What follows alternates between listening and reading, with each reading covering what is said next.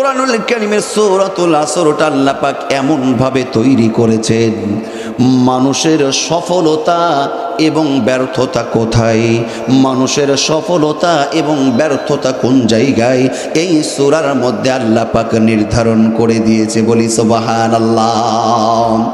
আল্লাহ বলেন ওয়াল আসরি ইন্নাল ইনসানা লাফি খুসর ইল্লাল্লাযীনা আমানু ওয়া আমিলুস সালিহাতি ওয়া তাওয়াসাউ বিল হক্ক ওয়া তাওয়াসাউ বিল হক্ক ওয়া তাওয়াসাউ বিস সাবর। চিৎকার করে বলি আল্লাহু আকবার। আল্লাহ বলছেন ওয়ালাস, সময়ের কসম, যুগের কসম, কালের কসম বা ইতিহাসের শপথ। কসম কাটলেন কে? কসম কাটলেন কে? ওয়ালাস, সময়ের কসম। ইন্নাল ইনসানা লাফি খুসর, আল্লাহ বলছেন সময়ের কসম, নিশ্চয় সকল মানুষ বড়ই ক্ষতির মধ্যে পড়ে আছে, সকল মানুষ বড়ই ধ্বংসের মধ্যে পড়ে আছে। কথাটা কার? আচ্ছা, আল্লাহ কসম কাটলেন কিসের? সময়ের। আমরাও তো কসম কাটি। আমরা কসম কাটি না? আওয়াজ দিয়ে বলুন, আমরাও কসম কাটি না? কেউ কাটে মায়ের কসম, কেউ বাবার কসম, কেউ নেতার কসম, কেউ নেত্রীর কসম, কেউ দেব দেবীর কসম, কেউ গাছের কসম, কেউ মূর্তির কসম, কেউ গার্লফ্রেন্ড বয়ফ্রেন্ডের কসমও কাটি। কথা বলুন, ঠিক না বেঠি? ও যুবক ভাইয়েরা, কান খাড়া করে শোনো। আল্লাহ ব্যতীত অন্য কোনো দেব দেবী ছাতা মাতা কোনো কিছুর কসম কাটা যাবে না। এমনকি বাপের কসম, মায়ের কসম তো আমরা কথায় কথায় কাটি, ঠিক না বেঠি? আল্লাহ ব্যতীত অন্য কারো নামের কসম কাটা যাবে না। আল্লাহ ব্যতীত অন্য কাউকে যদি কারো নামে কসম কাটে, সে আল্লাহর সঙ্গে শিরক করলো। বলি নাউজুবিল্লাহ। উল্লেখযোগ্য গুরুত্বপূর্ণ বিষয় যদি হয়, কসম যদি কাটাই লাগে, কসম কাটবো কার নামে? আচ্ছা, এবার প্রশ্ন হলো, আমরা কসম কাটি কেন? আমরা কসম কাটি হলো আমার কথাটার গুরুত্ব বোঝানোর জন্য। বুঝেন নাই? আমরা এই জন্য কসম কাটি না। বন্ধুর কাছে এক বন্ধু টাকা ধার চাই, দোস্ত 50,000 টাকা দেবি। বন্ধু দেয় না, তার কারণ তোকে 50,000, তোকে ব্যঞ্জন খাওয়ার জন্য 200 টাকা দিলে তুই ভুলে যাস ওটা আমার টাকা, তুই নিজের টাকা মনে করে থুয়ে দিস। আছে না নাই? 50,000 টাকা তো জীবনে দেব না। বর্তমানে কিছু কিছু বন্ধুদের আচরণ এতটা খারাপ, টাকার ধার দেয়, সম্পর্ক নষ্ট করে। এই জন্য আজকে অনেকে টাকা ধার দেয় না।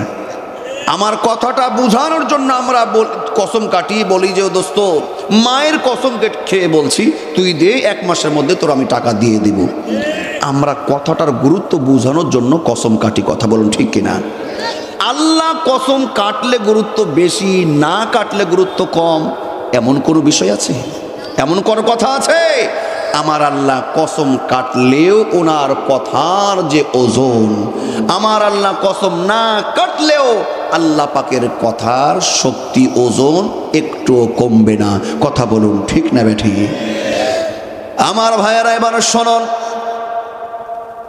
পৃথিবীতে অনেক দামি দামি জিনিস আছে। আল্লাহ পাক সূরাতুল আসরে সময়ের কসম কেন কাটলেন? আমার ভাইরা, এইখানে গুরুত্বপূর্ণ একটা কারণ আছে না নেই? আল্লাহ পাক এক এক জায়গায় এক একটা বিষয় নিয়ে কসম কেটেছেন।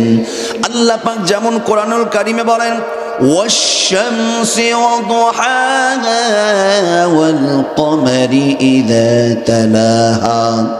আল্লাহ পাক এইখানে আল্লাহ পাক কসম কেটেছেন, শামসের কসম কেটেছেন। অন্য জায়গায় আল্লাহ পাক রাতের কসম কেটেছেন, ওয়াল-লাইলি ইযা ইয়াগশা ওয়ান-নাহারি ইযা তাজাল্লা। দরদিরা আমার, এইখানে আল্লাহ পাক সময়ের কসম কেন কাটলেন? গভীর মনোযোগ দিয়ে শুনবেন। কোরআনুল কারীমের 103 নম্বর সূরা সূরাতুল আসরটা আল্লাহ পাক নির্ধারণ করেছেন মানুষের সফলতা এবং ব্যর্থতা কোথায়। মানুষের সফলতা এবং ব্যর্থতা নিয়ে এই আল্লাহ পাক সূরাতে আলোচনা করেছেন। আর মানুষের সফলতা ব্যর্থতা হলো মানুষের হায়াত নামক এই সময়ের মধ্যে নিহিত আছে। এই জন্যই আমার আল্লাহ সময়ের শপথ করেছে, বলি সুবহানাল্লাহ। সময়ের কসম কেটেছেন। সময়ের দাম কম না বেশি? সময়ের দাম কম না বেশি? আপনি মনে করছেন যে আপনার থাইল্যান্ডে একটা বাড়ি আছে, 20 কোটি টাকা খরচ করে থাইল্যান্ডে আপনি বাড়ি করেছেন, বাড়িটার দাম আপনার কাছে বেশি। আপনি মনে করছেন যে হুজুর 1 কোটি টাকা খরচ করে আমি রাজধানী ঢাকাতে একটা বাড়ি করেছি, বাড়িটার দাম আমার কাছে বেশি। অনেক যুবক আছে বলে হুজুর আমি 5 লাখ টাকা দিয়ে একটা বাইক কিনেছি, বাইকটা আমার কাছে সবচাইতে দামি। আসলে বলুন তো, আপনার গাড়ি, আপনার বাড়ি, আপনার সুন্দরী স্ত্রী, নারী, এইগুলো কি মানুষের জীবনের সবচাইতে দামি জিনিস? সবচাইতে দামি জিনিস? সবচাইতে দামি জিনিসের নাম কি? সময়। সময়। সময় কেমন ভাবে দামি শোনন। স্কুল কলেজের ছাত্র ছাত্রী ভাইয়েরা, বোনেরা, যারা শিক্ষার্থী আছো, তোমরা যদি এই ছাত্র জীবনের সময়টাকে যদি মূল্যায়ন করতে পারো, হতে পারে না খেয়ে লেখাপড়া করেছো। আমরা নিজেও অনেকে সকালে টিফিন পাই নাই, না খেয়ে ক্লাস করেছি, ঘন্টা করেছি। তুমি খেয়ে না খেয়ে যদি সময়টা, তুমি স্টুডেন্টস লাইফটা যদি মূল্যায়ন করতে পারো, সময়ের মূল্যায়ন করার কারণেই একদিন তোমার টাকা পয়সা, বাড়ি গাড়ি, সুন্দরী নারী সব কিছু হয়ে যাবে। কথা বলুন ঠিক কিনা? বড় বিষয় হলো যেই সন্তানটা, যেই শিক্ষার্থীটা তার ইউনিভার্সিটি, মাদ্রাসা, তার কলেজ লাইফের সময়টাকে মূল্যায়ন করে না, দেখবেন এই ছাত্রটা ডাক্তার, ইঞ্জিনিয়ার, বড় কোনো আলেম হতে পারে না। সময়ের মূল্যায়ন না করে তার ভবিষ্যৎ জীবনটা সে অন্ধকারে ঢেলে দেয়। কথা বলুন ঠিক কিনা? আরো সবচাইতে বড় কথা হলো, আপনার ব্যাংক ভর্তি টাকা আছে, ব্যালেন্স রয়েছে, সুন্দর নারী স্ত্রী আপনার আছে, অসংখ্য অগণিত আপনার বাড়ি আছে, গাড়ি আছে, এইগুলো কোনো কিছুর যদি দাম আপনার কাছে থাকবে না, যদি হায়াত নামক এই সময়টাই আপনার আমার ফুরিয়ে যায়। আপনার আমার হায়াত নামক একটা সময় আছে না, এই সময়টাই যদি শেষ হয়ে যায়, আপনার গাড়ি বাড়ি, সুন্দরী নারী দুনিয়াতে পড়ে থাকবে, আর কোনো দাম আপনার আমার কারো কাছেই নাই। কথা বলুন ঠিক না বেঠি? এটা হলো দুনিয়ার কথা বললাম। এবারও শুনুন, মানুষের জীবনের সময়টা কত দামি আমার ভাইরা। এহকাল, এই দুনিয়া, এটা চিরস্থায়ী না ক্ষণস্থায়ী? ক্ষণস্থায়ী। আর পরকাল চিরস্থায়ী। আমার ভাইয়েরা, সময়ের কত দাম। এই দুনিয়াতে বাড়ি গাড়ি, এই ক্ষণস্থায়ী আসল সফলতা নয়, চিরস্থায়ী যে পরকাল। দরদির আমার, আপনি চিরস্থায়ী যে ঠিকানাটা আপনার জান্নাতের হবে নাকি জাহান্নামের হবে, পরকালের সুখের ঠিকানা হবে নাকি দুঃখের ঠিকানা হবে, আপনার স্থান জাহান্নামে হবে নাকি জান্নাতে হবে, সেটা কিন্তু আপনার আমার বর্তমান হায়াত নামক এই সময়ের উপরেই ডিপেন্ড করছে। বলি সুবহানাল্লাহ। কথা ঠিক না ঠিক? এই সময় বলে দিবে আপনি জান্নাতি না জাহান্নামী। লিয়াবলুয়াকুম আইয়ুকুম আহসানু আমালা। আল্লাহ পাক আল্লাযী খালাকাল মাউত ওয়াল হায়াত, হায়াত এবং মউত দিয়ে মাঝে দিয়ে সময়টা আল্লাহ পাক বলেন শুধু পরীক্ষার জন্য দিয়েছি। আর এই সময়টা যে মূল্যায়ন না করবে, আল্লাহর জন্য অতিবাহিত যে করবে না, তার ঠিকানা জাহান্নাম ছাড়া অন্য কোথাও হতে পারে না। এখন বলুন, আপনার আমার হায়াত নামক সময়টা আছে না ফুরিয়ে গেছে? বলুন, কথা বোঝেন নাই? আমাদের সময় আছে না নাই? আছে না? যারা কবরস্থানে শুয়ে আছে ওনাদের কি সময় আছে? আর নাই। তবে আমাদের এখনো সময় আছে না নাই? এবার শুনুন আল্লাহ পাক কি বলছেন, ইন্নাল ইনসানা লাফি খুস। নিশ্চয়ই সকল মানুষ বড়ই ক্ষতিগ্রস্তের মধ্যে পড়ে আছে। কথাটার মধ্যে কোনো সন্দেহ আছে? আচ্ছা বলুন তো, আবু জেহেল ওই মানুষ ছিল না অন্য কিছু ছিল? নমরুদ ফেরাউন মানুষ ছিল না অন্য কিছু ছিল? মানুষ। ওরা কি সফল না ধ্বংস? আবু জেহেল নমরুদ ফেরাউন কি এমনি ধ্বংস? এর পিছনে কারণ আছে না? আপনি আমি যেমন এখন সময় পেয়েছি, আবু জেহেল নমরুদ ফেরাউন কাফের বেঈমানরা ওরাও কি এইরকম হায়াত নামক সময় পেয়েছিল না পাই নাই? আর নবীর সাহাবী আবু বকর ওমর ওসমান আলী রাদিয়াল্লাহু তাআলা ওনারা কি সময় পেয়েছিল না পাই নাই? ওনারাও সময় পেয়েছিলেন। কিন্তু দেখেন, কারো সময় বলে দিয়েছে সে ধ্বংস, সে জাহান্নামী, আবার কারো সময় প্রমাণ করে দিয়েছে সে জান্নাতি। বলুন না সুবহানাল্লাহ। আবু জেহেল নমরুদ ফেরাউন আবু লাহাব উতবা উতাইবা কাফের বেঈমানরা তারাও হায়াত নামক সময় পেয়েছিল। এই সময়ের সৎ ব্যবহার না করার কারণে তারা দুনিয়া থেকে বিদায় নিয়েছে, জাহান্নামের সার্টিফিকেট নিয়ে বিদায় নিয়েছে। কথা বলুন ঠিক না ব্যাঠিক? আবু বকর ওমর ওসমান আলী রাদিয়াল্লাহু তাআলা, সুমাইয়া খাদিজাতুল কুবরা রাদিয়াল্লাহু তাআলা সহ তাদের উত্তরসূরি ইমানদার মুসলমানরা যারা হায়াত নামক সময়টাকে মূল্যায়ন করে দুনিয়া থেকে বিদায় নিয়েছেন, ওরা জান্নাতের সার্টিফিকেট নিয়ে দুনিয়া থেকে বিদায় নিয়েছে। কথা বলুন ঠিক না ব্যাঠিক? দরদের আমার শুনুন, আপনার আমার সময় এখন নিশ্চয় আছে, কিন্তু বলুন তো এই সময় আমাদের আস্তে আস্তে বাড়ছে না কমছে? বুঝেন নাই? এই সময়টা আমাদের দিন দিন বাড়ছে না কমছে? কমছে। দেখবেন মুরব্বীর বয়স 50 বছর 80 বছর, বলে মুরব্বীটাই আমার এলাকার বড় ভাই, সবার বড়। আমার ভাইয়েরা বলে বড় ভাই সবার বড়, কিন্তু বয়সে বড় হয়, দুনিয়ার হায়াতটা তার কিন্তু ছোট হয়ে যায়। কথা বলুন ঠিক কিনা? ইমাম রাজি রাহমাতুল্লাহ আলাইহি তাফসীরের বর্ণনা লিখেছেন। ইমাম রাজি রাহমাতুল্লাহ আলাইহি তিনি বলেন যে এই সূরাতুল আসরের ব্যাখ্যাটা আমি একজন আইসক্রিম বরফ বিক্রেতার কাছ থেকে আমি ভালোভাবে জেনেছি। আমি একদিন বাজারে গেলাম, দেখছি একটা আইসক্রিম বিক্রেতা ডাক দিয়ে বলছে, ও ক্রেতারা তোমরা কে, কাস্টমার কোথায় আছো, দ্রুত আমার কাছে আসো, আমার পুঁজিগুলো গলে যাচ্ছে, আমার পুঁজি গলে যাচ্ছে, তোমরা আমার বরফ, তোমরা আমার আইসক্রিমটা ক্রয় করো, না হলে আমার পুঁজি গলে যাচ্ছে। তোমরা যদি আমার এইটা বরফ ক্রয় না করো, পুঁজি তো যাবে যাবে, আমার মূলধনটাও নষ্ট হয়ে যাবে। কথা বলুন ঠিক কিনা? ইমাম রাজি রাহমাতুল্লাহ আলাইহি তিনি এটাই বলেন। সূরাতুল আসরের ব্যাখ্যাটা চমৎকার ভাবে তিনি বলেন, আরো ভালোভাবে বুঝেছি।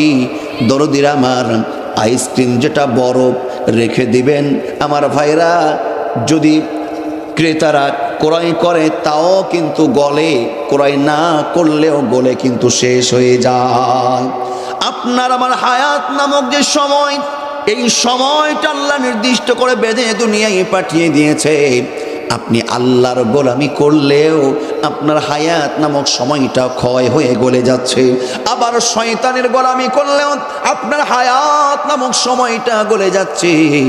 অতএব দরদিরা আমার, ভালো কাজ করলেও মন্দ কাজ করলেও হায়াত নামক সময়টা যদি গলে গলে ফুরিয়ে যায়, বলুন তো এক্ষুনি এই মুহূর্তে ভালো কাজের জন্য চিন্তা ভাবনা করার দরকার আছে না নাই? আরো আওয়াজ দে বলো।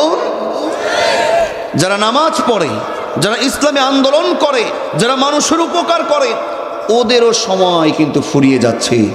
আর যারা বদকার, যারা শয়তানের গোলামি করে, দুনিয়াতে খুন খারাপি চাঁদাবাজি করে, ওদের সময়টা বোধহয় গলছে না, ওদেরও সময় গলছে। এইখানে যারা উপস্থিত আছেন, এইখানে অসংখ্য আমি মুরব্বী দেখছি যাদের বয়স 70 বছর 80 বছর হয়ে গেছে। আবার অনেকে 50 বছরের মধ্যম বয়সী ভাইয়েরা আছেন। জীবনে আমরা আমাদের বুদ্ধি হওয়ার পর থেকে কেউ 40টা রমজান পার করেছেন, কেউ 50টা রমজান পার করেছেন, কেউ 60টা রমজান পার করেছেন, ঠিক না ব্যাঠি? এই আগামীতে রমজান মাস আসছে, আগামীতে রমজান মাস আসছে। এই রমজান আমাদের জীবনের শেষ রোজা রমজান হয়ে যেতে পারে কি পারে না? কথা বলুন।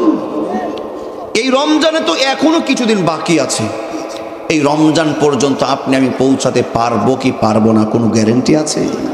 তবে গ্যারেন্টি নাই, কিন্তু আমরা এই রমজানে রোজা থাকবো না এই রকমও অনেকে কিন্তু প্রিপারেশন চিন্তা ভাবনা নিয়ে বসে আছে। কথা বলুন ঠিক না বেঠি?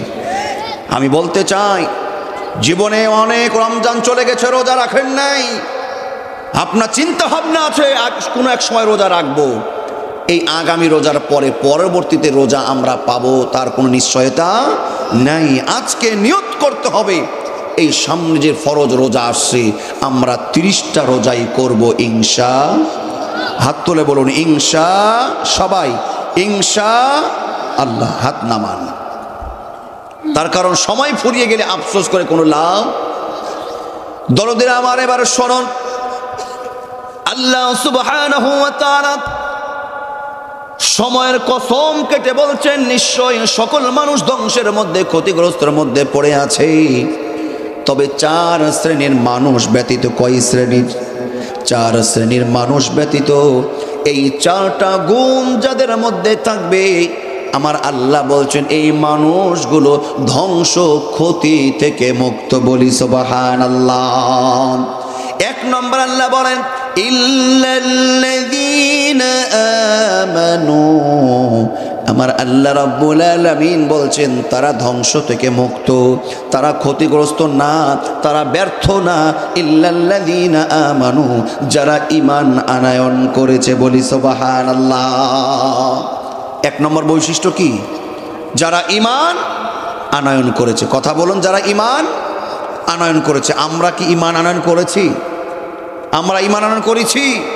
বলেন, আমরা ঈমান আনয়ন করেছি? আলহামদুলিল্লাহ। আমরা তো মুসলমান, আমরা মুসলমান, আমরা মুসলমানের ঘরে জন্ম, ঈমানদারদের ঘরে জন্ম। কিন্তু এখানে কথা 2টা, কথা বুঝে উত্তর দিবেন। আমরা ঈমান এনেছি না ঈমান আমরা পেয়েছি? মাশাআল্লাহ, অ্যানসার সঠিক। আমরা ঈমান আনি নাই, ঈমান আমরা পেয়েছি। প্রত্যেক সূত্রে আমরা ঈমান পেয়েছি। আমার বাপ মুসলমান, আমার দাদা ছিল মুসলমান, মুসলমানের ঘরে জন্ম আমার, আমিও মুসলমান। কথা বলুন ঠিক না বেঠি? নাম কি মস্তে মুসলমানের কথা বলা হয় নাই। আল্লাহ বলছেন ইল্লাল্লাযীনা আমানু, যারা ঈমান আনয়ন করেছে। কিন্তু আমরা ঈমান এনেছি না আমরা ঈমান পেয়েছি? আবার বলুন, ঈমান আমরা পেয়েছি। হুজুর এই কথা বললেন কেন? আপনার আমাদের সমাজের ডানে বামে দেখবেন অনেক বেঈমান আছে যারা ঈমান আনে নাই, নামাজ পড়ে না, হজ করে না। দেয়ার ইজ নো গড, স্রষ্টা বলতে কিছু নাই, কেউ নাই না। বলি নাউজুবিল্লাহ। যারা অন্যান্য ধর্মের হিন্দু ভাইয়েরা, খ্রিস্টান ভাইয়েরা আছে, ওদের চলন বলন, ওদের মানবতা সেবা, অনেক কাজকর্ম আছে। আমাদের মুসলমানের মধ্যে এমন কিছু আছে যে ওদের চাইতে আমাদের তেমন কোনো পার্থক্য নাই। এই রকম নাম কি অস্ত মুসলমান আমাদের সমাজে নাই? আছে না নাই? তাহলে কি পার্থক্য হলো? পার্থক্য একটাই, ওই তো ঈমান আনে নাই। কিন্তু আপনি মুসলমানের জন্ম নিয়েও ও নামাজ পড়ে না, আপনিও নামাজ পড়েন না। আমার ভাইয়ারা শোনেন, তাহলে আমাদের এখন করণীয় কি? আমরা ঈমান পেয়েছি, ঈমানটাকে আনতে হবে। দরদির আমার, আমরা ঈমান পেয়েছি। খুবাইব খাব্বাব রাদিয়াল্লাহু তাআলা আনহু, বেলাল রাদিয়াল্লাহু তাআলা আনহু, আমার ভাইয়েরা, এনারা ঈমান এনেছিলেন। ঈমান আনার কারণে ওনারা কাফের বেঈমানদের সামনে রক্তাক্ত হয়েছিলেন। কথা বলুন ঠিক কিনা? আল্লাহ রাব্বুল আলামিন কি বলেন শুনুন। কোরআনুল কারীমের 4 নম্বর সূরা সূরাতুন নিসার 136 নম্বর আয়াত আল্লাহ বলেন, ইয়া আইয়ুহাল্লাযীনা আমানু আমিনু বিল্লাহি ওয়া রাসূলি। আল্লাহ বলছেন হে ঈমানদারগণ, আমিনু। ঈমানদারদেরকে বলছেন হে ঈমানদারগণ, আমিনু, ঈমান আনো, বিল্লাহি ওয়া রাসূলি। চিৎকার করে বলি আল্লাহু আকবার। সূরা নিসার 136 নম্বর আয়াত। কত নম্বর আয়াত? দেখবেন আল্লাহ পাক কাফেরকে নয়, আল্লাহ পাক বেঈমানদেরকে না, মুশরিক মুনাফিককে না, ঈমানদারদেরকে বলছেন হে ঈমানদারগণ, ঈমান আনো। তাহলে এইখানে বিষয় আছে না নাই? আল্লাহ পাক কেন বললেন? তার কারণ হলো একজন বেঈমান যে আল্লাহকে বিশ্বাস করে না, সেও মদ খায়, সেও মদের লাইসেন্সকে মেনে নেয়, তুমিও মদ খাও, তুমিও মদের লাইসেন্সকে মেনে নাও, তাহলে ওর বেঈমানের আর আপনি ঈমান পেয়েছেন, আপনার আমার মধ্যে কোনো পার্থক্য থাকলো? পার্থক্য থাকলো? ওরা বেঈমান, সংবিধান থেকে বিসমিল্লাহ উঠে যাক ওরা চায়, ওরা খুশি। কিন্তু তুমি মুসলমান, তুমিও যদি খুশি হও তাহলে তোমার আর ওর মধ্যে কোনো পার্থক্য থাকলো না। কথা বলুন ঠিক না ব্যাঠি? আল্লাহ বলছে তুমি ঈমান পেয়েছো, এটা তোমার প্রথম ঈমান। ওই ঈমানকে বলছে ইয়া আইয়ুহাল্লাযীনা আমানু আমিনু। শুধু প্রাথমিক ঈমান নিয়ে বসে থাকলে চলবে না, সেই ঈমানটাকে খাঁটি পুত পবিত্র নির্ভেজাল ঈমান আনো। কার উপরে? বিল্লাহি ও রাসূলি, আল্লাহ আল্লাহ রাসূলের উপরে। কথা বলুন ঠিক না ব্যাঠি? শুধু ঈমান পেলে ভেজাল নাই, কিন্তু ঈমান আনলে ভেজাল আছে। কথাটা ভালোভাবে বুঝবেন। আমাদের ডানে বামে কত ঈমান পাওয়া লোক আছে, ওর উপরে কোনো ভেজাল নাই। ঈমান এনেছিল, যখনই আব্দুল উজ্জা ঈমান এনেছে চাচা বাড়ি থেকে বের করে দিয়েছে। যখন খুবাইব ঈমান এনেছিল, খুবাইবকে অ্যারেস্ট করে জেলখানার মধ্যে ভরা হয়েছে।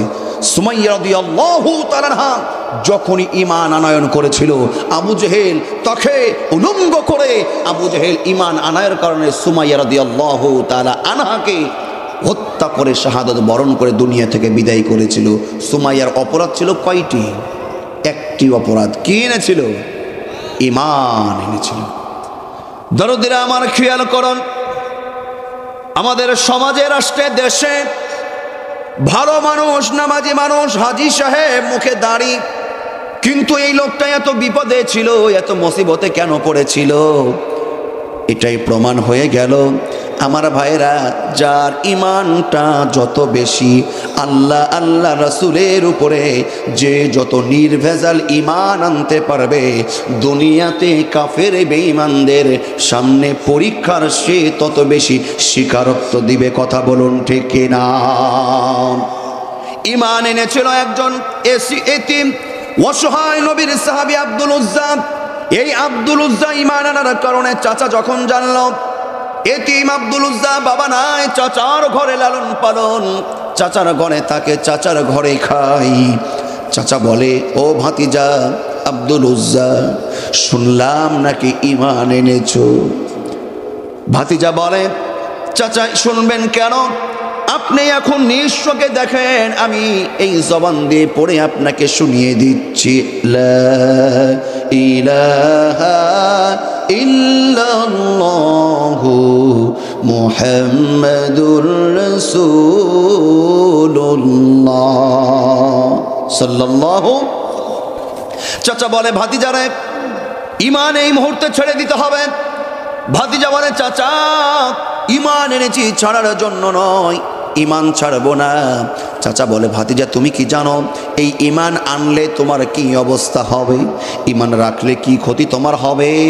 আব্দুল উজ্জা বলে, চাচা আপনার যা ইচ্ছা আপনি তা করতে পারেন, একটা বার যে ঈমান এনেছি আমি জীবন দিয়ে দিব, ঈমান দেব না। চাচা বলে, আব্দুল উজ্জারে এই বাড়িতে তো থাকা হবে না, পোশাক খানা পিনা তোকে দেওয়া হবে না, বাড়ি থেকে বের হয়ে যা। আব্দুল উজ্জা বলে, ঈমান আনার কারণে চাচা যদি আমাকে বাড়ি ছাড়তে হয়, আমি বাড়ি ছেড়ে দিলাম, আপনার বাড়িতে থাকবো না। আব্দুল উজ্জাকে বাড়ি থেকে বের করে দেয়। দরদিরা আমরা বুঝে থাকলে বলুন তো কিসের কারণে? ঈমান আনার কারণে। খাবার বন্ধ, বাড়ি থেকে বন্ধ। চাচা বলে, আব্দুল উজ্জা রে তুই বাড়ি থেকে চলে গেলেই হবে না, তোর গায়ে যে পোশাক আছে পোশাকগুলো খুলে ফেল, পোশাকটা খুলে ফেলতে হবে, না হলে তোকে ছাড়বো না। আব্দুল উজ্জা উপরের পোশাকটা খুলে ফেলে। চাচা বলে, নিচেরটা কে খুলবে? তাড়াতাড়ি লুঙ্গি খোল। আব্দুল উজ্জা বলে, চাচা এই একটা লুঙ্গি আমাকে কি দেওয়া যায় না? বলছে, দেওয়া যাবে না, ঈমান যদি ছেড়ে দিস তোকে সব দেব, বাড়ি দেব, পোশাক দেব, কিন্তু ঈমান না ছাড়লে একটা পোশাক তোকে আমি দেব না, বরং তোকে আমি উলঙ্গ করে ছাড়ব। বলি নাউজুবিল্লাহ। খাঁটি ঈমান কাকে বলে? ঈমান আনলে বিপদ আসবে। আব্দুল উজ্জা বলে, চাচা ঈমান আনার কারণে আমাকে বাড়ি ছাড়তে হলো, ঘর ছাড়তে হলো। ওগো চাচা, আপনার কথায় আমি এই মুহূর্তে ছেড়ে দিলাম লুঙ্গি, আর আমি আমার ঈমানকে করে নিলাম সঙ্গী। বলি সুবহানাল্লাহ। আব্দুল উজ্জা উলঙ্গ। আব্দুল উজ্জা মায়ের কাছে যায়, মা বলে, বাবা তোমার এই অবস্থা কেন? বলে, চাচা ঈমান আনার কারণে আমার এই দুরবস্থা করেছে। মা জননী আব্দুল উজ্জাকে 2 টুকরা কাপড় দেয়, কোনো রকম ভাবে নিজের ইজ্জতটা ঢেকে। আব্দুল উজ্জা বলে, আমি আর এইখানে থাকতে চাই না, এই মুহূর্তে আমি এক্ষুনি বিশ্ব নবীর দরবারে চলে যেতে চাই। আব্দুল উজ্জা নবীর কাছে চলে যায়। নবী বলে, যুবক তুমি কে? তোমাকে তো চিনলাম না, তোমার এই অবস্থা কেন? আব্দুল উজ্জা বলে, ইয়া রাসূলুল্লাহ, ইয়া হাবিবাল্লাহ, আমার নাম আব্দুল উজ্জা। ঈমান আনার কারণে আমি এতিম চাচার কাছে বসবাস ছিল, আমার চাচা আমাকে বাড়ি থেকে বের করে দিয়েছে। ঈমান আনার কারণে আমার চাচা আমাকে নিঃস্ব করে ছেড়ে দিয়েছে। ইয়া রাসূলুল্লাহ, আমি আপনার কাছে থাকতে চাই। আল্লাহর নবী বলে, আব্দুল উজ্জা রে, তোমার নাম আজ থেকে আব্দুল উজ্জা না। আব্দুল উজ্জাকে আল্লাহর নবী 2টা জুব্বা দিলেন। সুবহানাল্লাহ। 2টা জুব্বা দিলেন। আল্লাহর নবী বলেন, আব্দুল উজ্জা রে, আজ থেকে তোর নাম আব্দুল উজ্জা হতে পারে না, আজ থেকে তোর নাম হলো আব্দুল্লাহ। সুবহানাল্লাহ। আব্দুল উজ্জা দিন শিখে, মাসলা মাসাইল শিখে, আব্দুল্লাহ নামাজ শিখে, আব্দুল্লাহ কোরআন তেলাওয়াত শিখে, আব্দুল্লাহ জোরে জোরে কোরআন তেলাওয়াত করেন। পূর্ব নাম ছিল কি? আব্দুল উজ্জা। আব্দুল উজ্জা এখন আব্দুল্লাহ জোরে জোরে কোরআন তেলাওয়াত করে সাহাবীরা বিরক্ত হয়। সাহাবীরা নবীকে কমপ্লেন করে, ইয়া রাসূলুল্লাহ, ইয়া হাবিবাল্লাহ, নবী গো, আপনার সাহাবী আব্দুল্লাহ এত জোরে কোরআন তেলাওয়াত করে, আমাদের বিরক্ত লাগে, আমাদের কষ্টের কারণ হয়। নবী গো, আপনি যদি তাকে একটু আস্তে তেলাওয়াত করতে বলতেন ভালো হতো।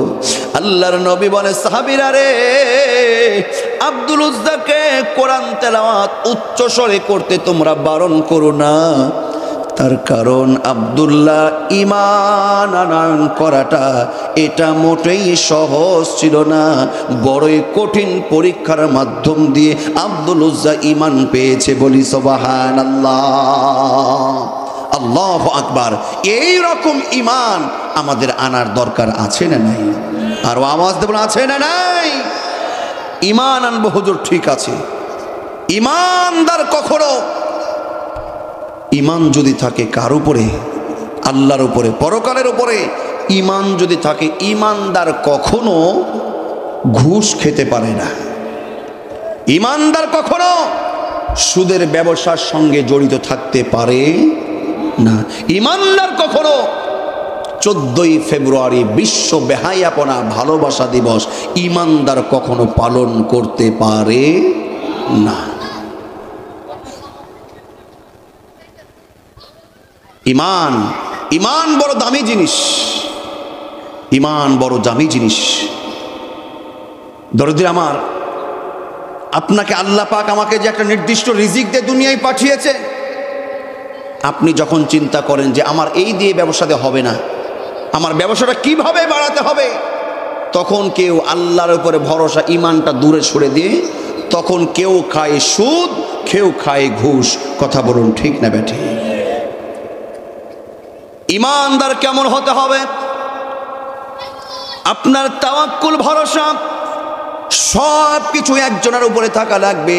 খাঁটি ঈমানদার, খাঁটি মুমিনের বৈশিষ্ট্য আল্লাহ বলছেন 8 নম্বর সূরা, সূরাতুল আনফালের 2 নম্বর আয়াত, ইন্নামাল মুমিনুনা আল্লাযীনা ইযা যুকিরাল্লাহু ওয়াজিলাত কুলুবুহুম ওয়া ইযা তুলিয়াত আলাইহিম আয়াতুহু যাদাতুহুম ঈমানা ওয়া আলা রাব্বিহিম ইয়াতাওয়াক্কালুন।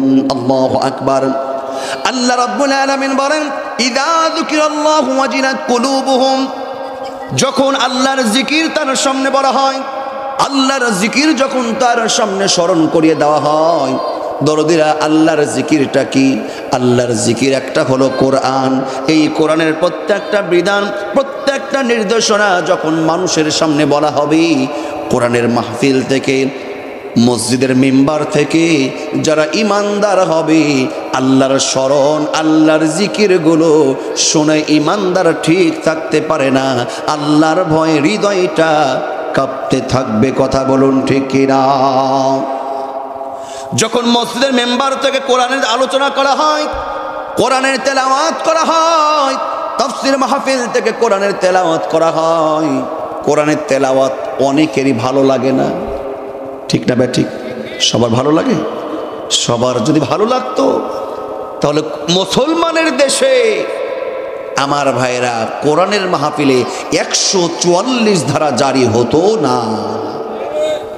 কোরআন তেলাওয়াত যদি সবার ভালো লাগে, চায়ের স্টলে বসে মুফাসসিরদেরকে নিয়ে সামান্য মূর্খের বাচ্চারা চায়ের চা খায় আর পায়ের পরে পা নাচায় আর বলে সেইগুলো তাফসীর হলো নাকি আজে বাজে রাজনীতি করে গেল, এই রকম কথা কিছু কিছু ব্যক্তি বলে কি বলে না?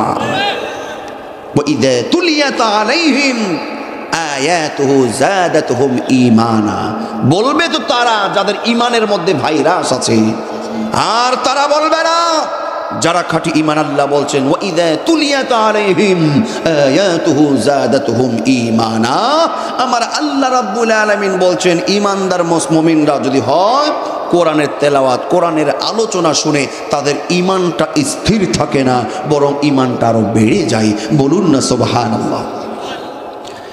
খাঁটি ঈমানদার মুমিন তারা ওয়া আলা রাব্বিহিম ইয়াতাওয়াক্কালুন, যখন যেই অবস্থায় থাকুক না কেন, ঈমানদার মুসলমান খেয়ে থাকুক আর না খেয়ে থাকুক, সুখে থাকুক আর বিপদে থাকুক, ঈমানদার মুসলমান সর্ব অবস্থায় তাওয়াক্কুল, ভরসা করবে একজনের উপরে। তিনি কে? আর আওয়াজ দিয়ে বলুন তিনি কে? ওই আল্লাহর উপরে ভরসা আমাদের করার দরকার আছে না নাই? আল্লাহ বাদ দিয়ে অন্য কারো উপরে ভরসা করবে যারা, অচিরেই বিপদে ধ্বংসের মধ্যে পড়বে তারা। কথা বলুন ঠিক না বেঠিক? সেটা আমরা দেখেছি, আমরা দেখি নাই? আমরা দেখি নাই? তারা চেয়ারে বসেছিল, চেয়ারে মনে দড়িতে বাঁধাও ছিল, মনে করেছিল যে আমাদের কেউ ফেলতে পারবে না, আমাদের র্যাব আছে, আমাদের পুলিশ আছে, আমাদের আর্মি আছে, আর আমার দাদা বাবু তো আছে ওই পারে। কথা বলুন ঠিক না বেঠিক? ভরসা আল্লাহর উপরে ছিল না, এদের ভরসা ছিল অন্য দেবদেবীর উপরে, মাখলুকের উপরে। আমার আল্লাহ সেই খেলা দেখিয়ে দিয়েছেন। কথা বলুন ঠিক না বেঠিক? এই যে ছাত্ররা মাদ্রাসা বসেন, ছাত্ররা ঢুকেছে, ছাত্ররা এই যে আপনাদের মাঝে ঢুকেছে এমনি মেহেরবানি করে। তোমাদেরকে এখন কে ঢুকতে বললো? হুজুর? হ্যাঁ না, একটু আচ্ছা আচ্ছা ঢুকে একটু মেহেরবানি করে, একজন ভাইও করবেন না, বঞ্চিত করবেন না, সবাই একটু 100 টাকা 200 টাকা 500 যে যতটুকু পারেন, এদের মাদ্রাসার ছেলেরা কোরআনের মাহফিলের জন্য সবাই একটু সহযোগিতা করবেন, সবাই একটু সহযোগিতা করবেন মেহেরবানি করে, যে যা পারেন। আর খুব দ্রুত একটু সবাই দ্রুত, আর আমার দিক খেয়াল করেন, আমরা কথা শুনতেই থাকি, কথা শুনতেই থাকি। আল্লাহর উপরে ভরসা করবে যারা, সর্ব অবস্থায় আল্লাহর সাহায্য পাবে তারা। একটু কষ্ট হতে পারে, একটু সময় লাগতে পারে, কিন্তু আল্লাহ আমাদের সাথে আছে না নাই? ওয়া আলা রাব্বিহিম ইয়াতাওয়াক্কালুন, আল্লাহ সুবহানাহু ওয়া তাআলা বলছেন ঈমানদার মুমিনদের অবস্থা হলো এরা সর্ব অবস্থায় আল্লাহর উপরে তাওয়াক্কুল করবে, আল্লাহর উপরে ভরসা করবে। কথা বলুন ঠিক না বেঠিক? যার আল্লাহর উপরে ভরসা থাকবে তার দাড়ি রাখতে কোনো সমস্যা আছে? যদি আমার ভরসা আল্লাহর উপরে থাকে, টুপি পরতে কোনো সমস্যা আছে? আল্লাহর উপরে ভরসা নাই, দাড়ি কাট, মানে ওর চিন্তা ভাবনা দাড়ি কাটলে আমি বেঁচে যাব। দাড়ি কেটে বেঁচেছে? বাঁচে নাই। এতটুকুতেই এই অবস্থা। আল্লামা কোরআনের পাখি আল্লামা দেলওয়ার হোসাইন শাহীদি সাহেব রহমাতুল্লাহ আলাইহি, ওনাকে যে পরীক্ষা করা হয়েছে, উনি যে অত্যাচার আর জুলুমের শিকার হয়েছে। তোদের মতন যদি মুনাফিকের বাচ্চারা থাকতো খুঁজে পাওয়া যেত না। কথা বলুন ঠিক না বেটি? শুধু কষ্টই নয়, 14 বছর জেল খাটে নাই, শুধু কোরআনের পাখি নিজের জীবনটা পর্যন্ত আল্লাহর উপরে ভরসা করে উৎসর্গ করে দিয়েছে। কথা বলুন ঠিক না বেটি? ঈমান হতে হবে নির্ভেজাল, ঈমান হতে হবে নির্ভেজাল। আমার ভাইয়েরা খেয়াল করুন, 1 নম্বর পয়েন্ট হলো আল্লাহ বলেন তারা ধ্বংস থেকে মুক্ত ইল্লাল্লাযীনা আমানু, যারা নির্ভেজাল ঈমান আনয়ন করবে। এইখানে আল্লাহ বলছেন সূরা নিসার 136 নম্বর আয়াতে, ঈমানদাররা আমিনু বিল্লাহি ওয়া রাসূলি, আমাদেরকে আরো খাঁটি ভাবে নির্ভেজাল ভাবে আল্লাহর উপরে রাসূলের উপর ঈমান আনতে হবে। 2 নম্বর হলো ওয়া আমিলুস সলিহাত, আল্লাহ রাব্বুল আলামিন বলেন তারা হলো ধ্বংস থেকে মুক্ত। তারা ধ্বংস থেকে মুক্ত তারা কারা? যারা হায়াত নামক এই সমন পেয়ে দুনিয়াতে বেশি বেশি আমলে সলিহ করবে। বলি সুবহানাল্লাহ। ওয়া আমিলুস সলিহাত, বেশি বেশি নেক আমল করতে হবে, আমলে সলিহ করতে হবে। কার সন্তুষ্টির জন্য? দরদের আমার স্মরণ, এখন আমলে সলিহটা কি? আমরা মনে করি নামাজ পড়া আমলে সলিহ, জলসা মাহফিল করা আমলে সলিহ, সালাম দেওয়া আমলে সলিহ, দান করা, হজ করা, যাকাত দেওয়া, পর্দা করা, নিঃসন্দেহে সব এইগুলো আমলে সলিহ। কিন্তু দরুদের আমার অনেকে নামাজ পড়ে আমলে সলিহ মনে করে, নামাজ পড়ে আবার সুদের সঙ্গে তার অর্থ, তার বিজনেস জড়িত রাখে, সুদের ব্যবসার সঙ্গে ঢুকিয়ে রাখে। কিন্তু অনেকে জানে না নামাজ পড়া আমলে সলিহ সুদের মুখে, ঘুষের মুখে লাথি মারা, অন্যায়কে জুড়ে ফেলে দেওয়া, এটাও হলো আমলে সলিহ। কথা বলুন ঠিক কিনা? আমলে সলিহ করতে হবে। আমলে সলিহটা কি? এক কথায় উত্তর হলো আল্লাহ সুবহানাহু ওয়া তাআলা তিনি যে হুকুম করেছেন আল্লাহ এবং রাসূলের সন্তুষ্টির জন্য প্রত্যেকটা হালাল, প্রত্যেকটা হুকুমকে মেনে নেওয়া, আর যেটা নিষেধ করেছেন, হারাম করেছেন আল্লাহ, আল্লাহর রাসূলের সন্তুষ্টির জন্য সমস্ত হারামগুলোকে ছেড়ে দেওয়া। কথা বলুন ঠিক কিনা? আমরা এইখানে যারা আছি, নারী পুরুষ, আমাদের প্রত্যেকের জীবনে অন্যায়, পাপ, গুনাহ, ভুল আছে না নাই? আছে না নাই? সেইগুলো পাপগুলো ছাড়া দরকার আছে না নাই? কিন্তু আমরা নামাজ পড়ি, আমরা কোরআন তেলাওয়াত করি, আমরা টাকা থাকলে হজ করি, আবার বাড়িতে এসে, সমাজে এসে ইসলামের বিরোধিতা করি, কোরআনের বিরোধিতা করি। আছে না নাই? আওয়াজ দে বলো। এইগুলো ছাড়তে হবে। ভুলগুলো কেউ যদি ছেড়ে আসতে পারে, পাপগুলো ছেড়ে কেউ যদি তওবা করে ফিরে আসতে পারে, আল্লাহ বলেন ইল্লা মান তাবা ওয়া আমানা ওয়া আমিলা আমালান সালিহান ফাউলাইকা ইউবাদদিলুল্লাহু সাইয়্যাতিহিম হাসানাত। চিৎকার করে বলি আল্লাহু আকবার। আল্লাহ বলেন বান্দা ভুল করেছে, পাপ করেছে, পাপ করার পরে যদি তাওবা করে, তাওবা করে ইমানদাররা যদি তাওবা করে ফিরে আসতে পারে, তাওবা করে এখন থেকে ভালো ভালো কাজগুলো করবে, যদি এমনটা করতে পারে, সাইয়্যাতিহিম হাসানাত, আমি তাদের হাসানাত, ভালো আমল দিয়ে, সাইয়্যাত সমস্ত পাপগুলোকে ভালো কাজ দিয়ে পরিবর্তন করে আমলটাকে পুরা নেক দিয়ে পরিবর্তন করে দিব। বলি সুবহানাল্লাহ। আমার ভাইয়েরা শোনন শোনন, তাহলে নেক আমল করতে হবে, বেশি বেশি নেক কাজ করতে হবে, নেক আমল করতে হবে। এখন একটা কথা বলি, আপনি মানুষকে সালাম দেন, মানুষের সঙ্গে ভালো ব্যবহার করেন, এটা মন্দ কাজ না নেক কাজ? এটা খারাপ কাজ না আমলে সলিহ? ভালো কথা বলা, ভালো ব্যবহার করা, মিষ্টি হাসি দেওয়া, সালাম দেওয়া, এটা কি আমলে সলিহ না? আওয়াজ দিয়ে বলুন। আপনি মিথ্যার সাক্ষী দিলেন, মিথ্যার সাক্ষী দিলেন, এটা কি পাপের কাজ না? মিথ্যার সাক্ষী না দিয়ে সত্যের সাক্ষী দেওয়া, এটাও হলো আমলে আওয়াজ দিয়ে বলুন আমলে সলে। আমরা শুধু মিথ্যার সাক্ষী, মানে গাছের কেউ ডাব চুরি করেছে, হ্যাঁ এই চোর, বললাম যে ডাব চুরি করেছে চোরকে, যদি বল না ও চুরি করে নাই, মনে করে যে এইখানেই বোধহয় সাক্ষী দেওয়া। কিন্তু 5 বছর পরে আপনাকে আমাকে যে 4 দেওয়ালের মধ্যে একটা নির্বাচনের জন্য একটা সাক্ষী দেওয়া, একটা সিল মারার জন্য আপনি আমি যে ভোট দিতে যাই, এটা কি সাক্ষী দেওয়া না?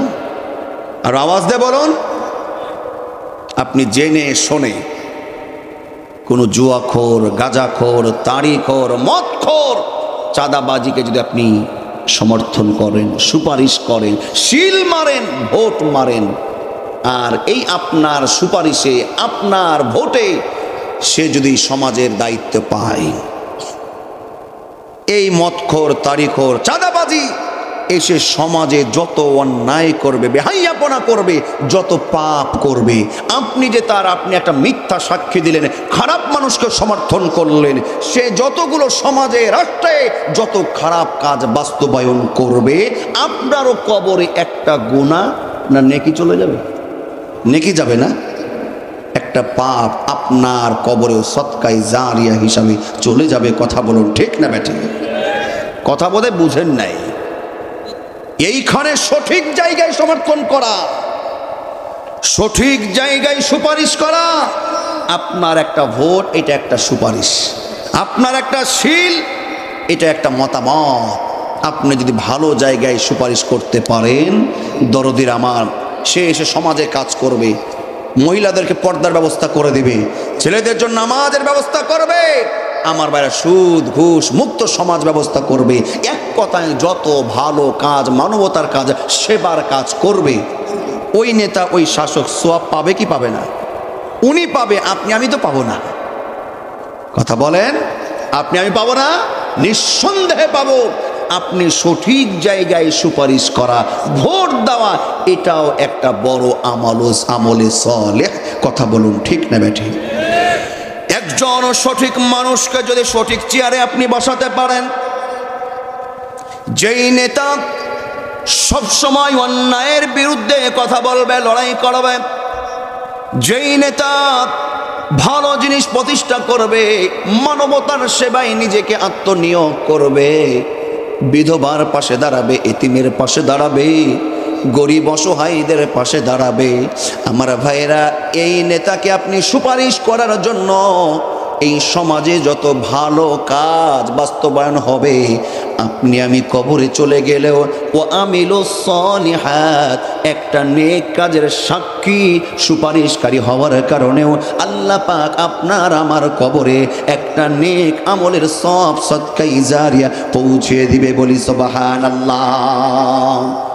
দরদিরা আমার, শরণ একটা কথা বলতে চাই, নির্ভীক, সত্য, নিষ্ঠাবান, ন্যায়বান শাসক আমরা চাই কি চাই না? চাই কি চাই না?